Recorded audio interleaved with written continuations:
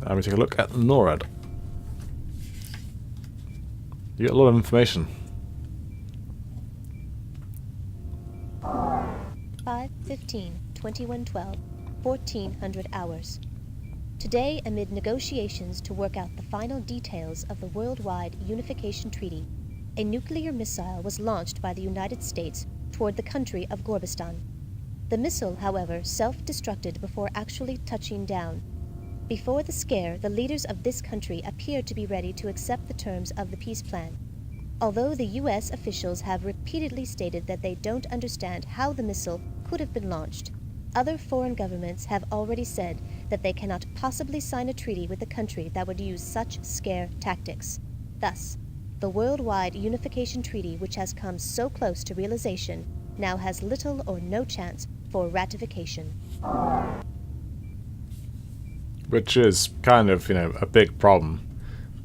And you think that that's fairly fundamental.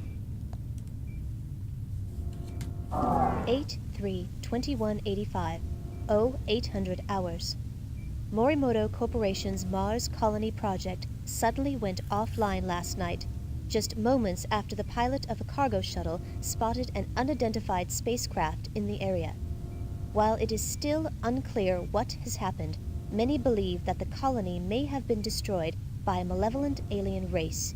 Repeated efforts to contact the colony have met with no success, but before the comlink to the colony was terminated, the sighting of the alien spacecraft, its rapid departure, and a subsequent unexplained explosion were recorded by long-range sensors on Phobos and verified by Earth authorities. Yeah. At this stage, I'm considering how best to keep all this information written down, because there's a lot of parallel information that you need to bear in mind. Otherwise you're just going to end up with a somewhat cluttered list. So I settle on a page for each timeline, and then I split that page into two columns, one for the altered timeline and one for the unaltered timeline. Then I just jot down, the date, the location, and the key facts that change. May 15, 2112. The government of Gorbistan appears ready to agree to the terms of the Worldwide Unification Treaty being set forth by the United Nations. However, at least one terrorist faction disagrees with the terms of the plan and has expressed this disagreement by taking hostages. Nevertheless, it appears that the Worldwide Unification Treaty will be signed by Gorbistan and all other nations of the world. Good thing too.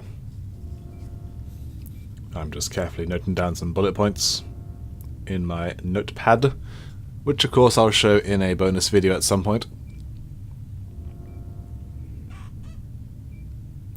Let's see, the Gorbistan agrees to the Peace Treaty, terrorists take hostages, but the World Treaty happens anyway. Those are the bullet points I wrote down for that one. And I believe I'm about to go back and re-watch a couple of these just to make sure I have the bullet points written down correctly. I'm just flipping through pages, making sure I've got stuff. Here, I'll simulate the sound of me flicking through pages. Very interesting. I make the next page for the Morimoto colony.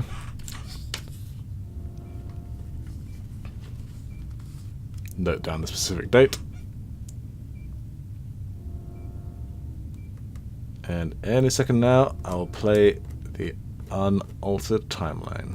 Or the altered one again. Yep, there we are. August 3rd, 2185. Early today, the pilot of a cargo shuttle approaching the Morimoto Mars colony spotted an unidentified spacecraft in orbit over the colony. The sighting was verified by landing bay scanners and immediately reported to Earth. Soon after, the ship sped off towards the outer reaches of the solar system. This first governmentally verified encounter with an alien race has already prompted the leaders of the world to start emergency closed-door meetings to discuss the implications of this monumental event. Which is quite different from what happened in the altered timeline. Very, very different entirely. Part of the cargo shuttle sees an alien craft over the colony, it leaves, and the government meets to discuss. That's it. 8-3-2185, 0800 hours. Morimoto Corporation's Mars Colony project suddenly went offline last night, just moments after the pilot of a cargo shuttle spotted an unidentified spacecraft in the area. While it is still unclear what has happened, many believe that the colony may have been destroyed by a malevolent alien race. Repeated efforts to contact the colony have met with no success, but before the comlink to the colony was terminated, the sighting of the alien spacecraft, its rapid departure, and a subsequent unexplained explosion were recorded by long-range sensors on Phobos and verified by Earth authorities. Yep, Mars colony goes offline after the alien craft is spotted. No response. Alien craft leaves. Make a new page for 2308. I stipulate a theory that clearly all of these events are because someone does not like this alien meeting, and perhaps they're trying to do a good thing. Maybe these aliens turn out to be really nasty, and it's someone in the future has come back in order to correct this horrible meeting that's about to happen. Because that could be the twist. And that's just a little postulation of a theory I put forward there. Let us check out 2308 Caldoria, Airborne Metropolis. More than a century after the first confirmed sighting of a UFO, aliens have finally made contact with Earth. Early this morning, a huge triangular-shaped vehicle entered into Earth's orbit. After 3 hours, the spacecraft came through the atmosphere and hovered over Caldoria. Moments later, the following message was transmitted over all communication frequencies. We are the Sorolans. Please do not be alarmed. We have come because we feel that you are ready. You have reached a point where you are no longer dangerous to yourselves or others. This is why we've chosen to invite you to join us, the symbiotry of peaceful beings. We are an alliance of sentient beings whose objective is to benefit from the sharing of knowledge and culture. We know that it will take some time to fully comprehend the significance of this encounter, so we will give you the opportunity to deliberate our proposal. On this same day, 10 years from now, a Sorolan delegate will visit you to extend a formal invitation to join the symbiotry. Until then, we look forward to meeting you in person. And as suddenly as they had appeared, the Sorolans departed, leaving Earth to ponder the implications of their existence and their incredible proposal. Sort hoping that they left larger, some paperwork or a treaty or something. Today, 123 years after the first official UFO encounter, an alien spacecraft entered into Earth's orbit. After several hours of silence and mounting tension, the aliens transmitted the following message over all communication frequencies. We will return when you are ready. While no one is quite sure what this message means, many leaders have voiced concern about interacting with an obviously powerful and potentially dangerous alien race. Which, naturally, that's just affected by previous events. It's not really a thing in itself that's been interfered with. Because without our peacefulness, the aliens aren't interested in it. And I can't blame them, really. Bunch of savage monkeys that we are. I'm just writing down some bullet points. Yep, very slowly writing them down. It's okay. There we go. January 17th, 2310. The Symposium on Alien Contact began today at the World Science Centre in New Sydney, Australia. The debate centered around whether humans are ready for interaction with alien races. One speaker, Dr. Enrique Castillo, had a particularly moving speech. Dr. Castillo embarrassed the naysayers by systematically shooting down their arguments and thrilled the attending scientific community with visions of medical and technological advances which could be gained by such interaction. Although there were strong keynote speeches on both sides of the argument, most of those in attendance appeared to be in favor of alien contact. It makes you wonder if they meant for the screen to go back to that present, altered, unaltered thingy. 1/17/2310, 1800 hours. Dr. Enrique Castillo, a well-known biologist and advocate for establishing alien relations, was murdered earlier today. During his speech at the Symposium on Alien Contact in New Sydney, Australia, Castillo was speaking on stage at the World Science Center when the single shot from an unknown assailant was fired. He was later pronounced dead on arrival at the Darling Harbour Medical Complex. The murderer is still at large. Dr. Castillo was the most outspoken at the debates and firmly believed that contact with alien races would be beneficial to humanity. Although his views were not mainstream, Dr. Castillo's contributions to the pro-alien movement will be greatly missed. It was very nice of them to take into consideration the position of the AI face when they had the please stand by message. After I was alerted that you had the historical log, I began monitoring your actions. I just downloaded the information regarding the temporal distortions. I still can't believe it has really happened. I'm reviewing all of the information about this matter, but it's obvious I can't risk sending you back to change things now.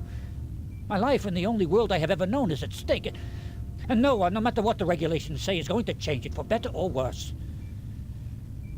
As of this moment, consider yourself a hostile enemy of the state.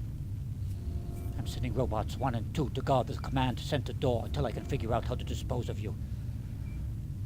I'm sorry, Agent 5, but once I destroy the historical log you brought back from the prehistoric site, the only memories of your world will be in your head. And that's where they're going to stay. You're a terrible commander. Initiating auto-activation of Contingency Program 13, which states, any attempt to obstruct a TSA agent while on a mission is a direct violation of TSA Regulation 11. Override code implemented. Attempting to establish link with Command Central Computer Core. IO link established. Agent 5, you may now utilize the TSA Central Computer. I thank you. I said it would happen. Admittedly, me narrating that I said that it happened is me saying that I said it happened in a different saying that I said it happened, which is all a bit too confusing for me. I'm just checking around, looking at what can be done. I reaffirmed that I said this would happen. Yes, Anthony, you're right. All of this stuff should be inside the pod. You're preaching to the choir here. I just wish the audio wasn't quite so broken, because there's some great stuff in here. I get really annoyed with plot holes like this. So of course I make a save state, and I turn around. I check the screens. You can look back at the previous information. That's just the operations review stuff. And that's back to the main screen. But I figure, you know, we have a save. We need to see what happens when we find the robots, because it's got to be amusing. I find most death sequences in these sorts of games are usually funny. Again, I interrupt the AI. These robots really suck. Their first shot misses. What crappy robot. Blown away, the guard mechs are programmed to eliminate any perceived threat to TSA security. You just learn the hard way that they take their orders very seriously. Yeah. Which, now you see why Caldorian TSA was so low. Because you come back here. That's the wrong one. Go on, Anthony. You can do it. I don't know why it starts you down at that one. There we go. New target acquired. Rerouting robots. These are really fast robots. It's quite impressive. Rerouting robots. Let's get out of this hellhole.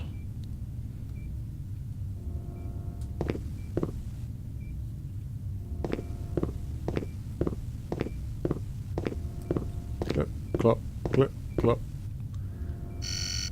I'm a horse.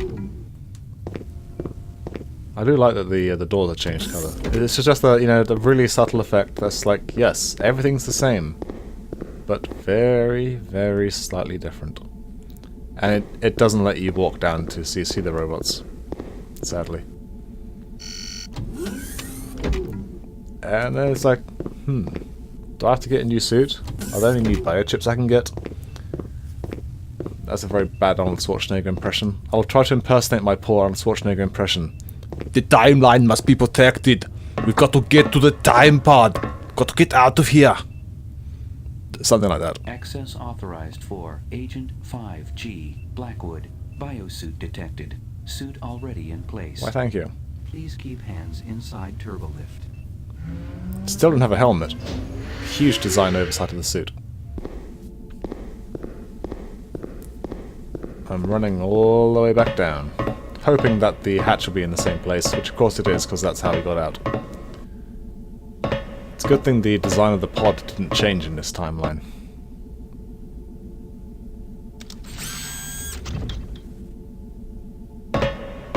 Back into our real leather seat.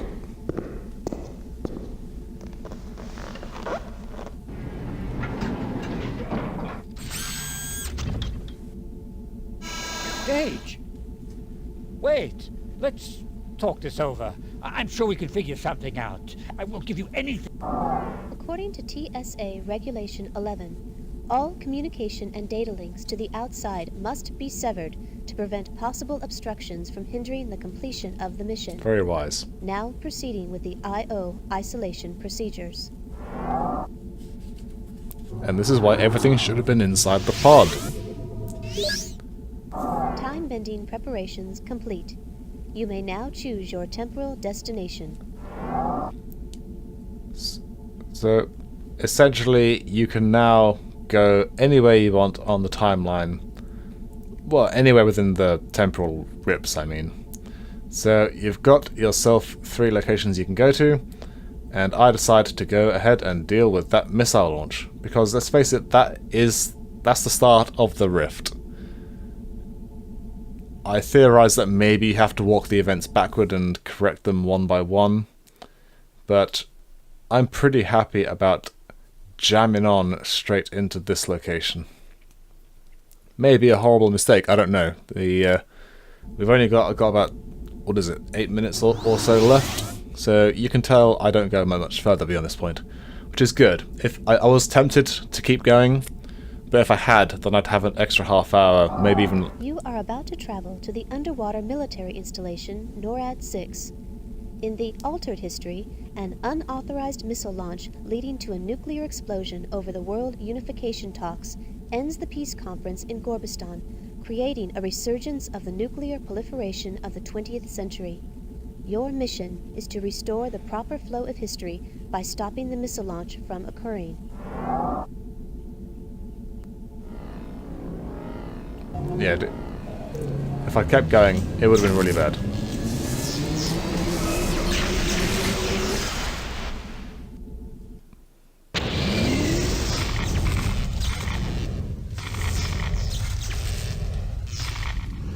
Once again, our minds are blown by these effects.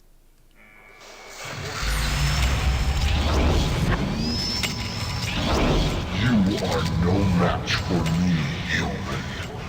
But I love a challenge.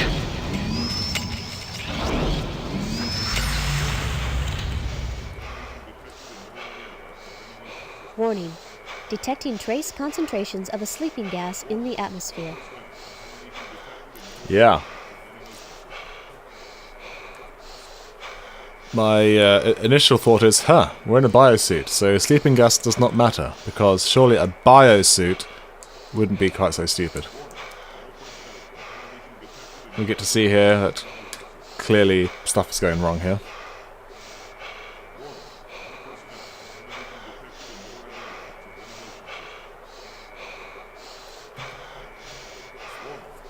I click around on the console. Doesn't really make much sense to me. You can grab the tank. Get yourself some breath.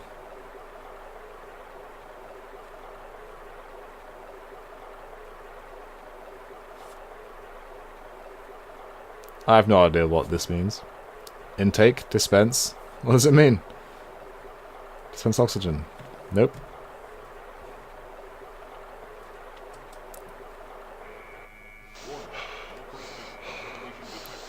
Intake's no good.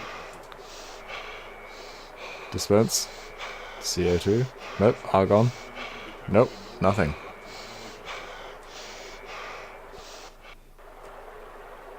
It may be advisable to leave the gas canister in its current position.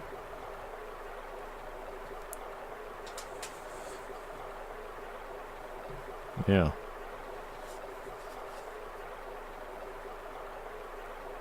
That's right, that's where the sleeping gas is coming from, Anthony. Of course, you can't hear me saying that. It's very disconcerting. I don't like this narrating, talking over thing. I was in two minds about just recording the whole thing again. And as I said earlier, you can never get that first experience back again. But I'm not convinced that narrating over myself is that much of a great experience either. So I'm just looking around. This is just giving you some very... I don't know how useful this information is, but it seems to be giving you some flavour that everyone is basically unconscious. They're really, really terrible CCTV cameras. Like, you can barely see anything. I'm not quite sure how anyone makes any use of this stuff.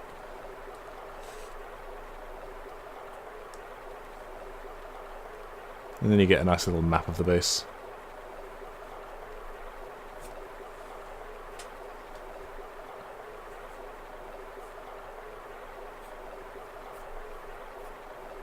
There's a lot of information. Eventually I'm just like, okay, that's enough info. Again, I'm thinking, yeah, the biosuit I'm in is completely sealed. Because it's a biosuit. I figure there's probably something useful there, but I just don't know at this stage. Now, I theorise that if the big stompy robot is the thing that's doing all this, why didn't it just kill us? I mean, yeah, okay, it lacks a challenge, sure, but why didn't it kill us? I then come up, I realise that with the sleeping gas gone, this guy's just going to wake up as soon as you walk forward. Because that's what would happen. If you get rid of the sleeping gas, everyone's going to wake up and he's going to point a gun at you. Get your hands in the air! Like, you just don't care. Incarcerated. Smooth move. By retrieving the sleeping gas canister, you've successfully awakened the personnel who then promptly apprehended you. And you can now see the various scores for all of the areas, including the Gandhi bonus, which I guess is maybe for being very peaceful? Don't know. But unfortunately, I forgot to make a save state before I left.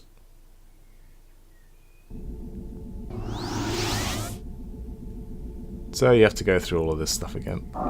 You are about to travel to But the underwater that's- military installation. But that's fine. NORAD 6. I'll hit the buttons In the and try to altered skip it. history, an Rattle that unauthorized keyboard. missile Clack, launch clack, clack, clack, leading clack, to a clack, clack, clack, nuclear clack. Yep, explosion keep over hitting the those World keys, Anthony. Unification Just keep talks hitting those keys. ends the peace conference in Gorbistan, A delicious creating a sound. resurgence of the Ooh, and I nuclear insult the proliferation AI by by saying the that it looks like that 20th she's reading off a piece of paper. Your mission Which, is bless to her. restore the proper She's flow doing her of history best. She has by to stopping memorize the all these missile crappy launch from lines. occurring. There's no way it's going to happen. She's going to have to read a piece of paper onto the camera.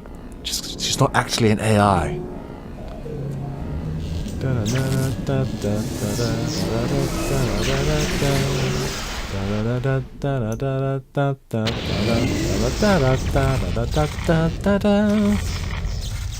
then I start humming the Doctor Who tune, because naturally it sort of has that weird psychedelic effect. All these great moments that you're missing out on just because of an audio error.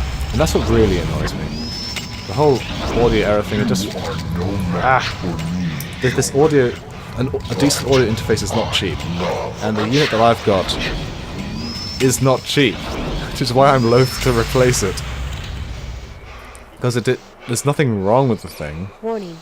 Detecting trace Well, obviously concentrations there of a is something sleeping wrong with the gas in thing, the atmosphere. but it works, and then it intermittently seems to stop working. It's like, come on, man, you're breaking my heart here.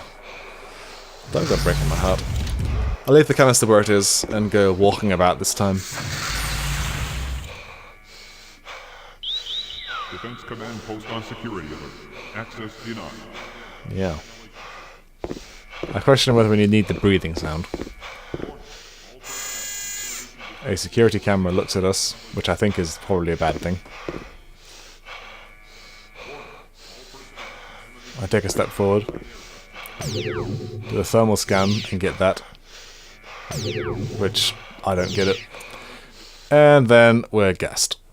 The sleeping gas filled your lungs and overwhelmed you. Awakening in a holding cell, you find yourself out of energy and stranded in the past. And I continue to rail about this thing doesn't have... Let me recreate this for you. This suit doesn't have a helmet? Really? Wow. That probably was a bit more spite and venom, but, you know. Yes, Anthony, yep, I know. The hell should have a helmet. This is the point where I realise that it doesn't have a helmet. It doesn't even have any gloves if you look at the picture. Yes, Anthony, yep, it is a huge oversight. It's okay. But yes, that's where I leave it, and that's what it's going to do for this episode. And next time, we should be playing the game, rather than me talking over playing the game. I'm sorry if this narration was utterly intolerable, but I can't do much about that. But until next time, I'm Raven, and that's all from Pegasus Prime.